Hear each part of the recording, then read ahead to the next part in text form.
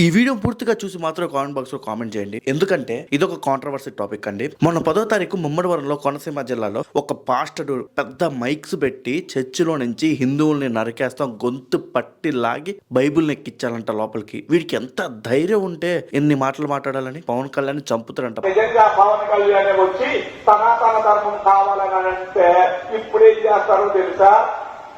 నటి రోడ్లో నిలబెట్టి ముక్కల కింద చేస్తారు. ఎందుకంటే సనాతన ధర్మము అనంటే స్త్రీలను అవమానపరిచినట్లు మీ తల్లిని, మీ చెల్లిని, మీ అమ్మని మళ్ళీ అమ్మేసినట్లు లెక్క. సనాతన ధర్మం గురించి ఆలోచించిన వాడి తల గొంతుగా బయటికి లాగాల. అసలు వాడు చెప్పింది ప్రతిదీ బూతే. చెప్పాలంటే నాకే అసహ్యంగా ఉంది. వాడిని ఏం చేయాలంటారు చెప్పండి? ఏ మతం చెప్పిందండి వేరే మతానికి వెళ్ళి వాడిని కన్వర్ట్ చేయమని చెప్పి?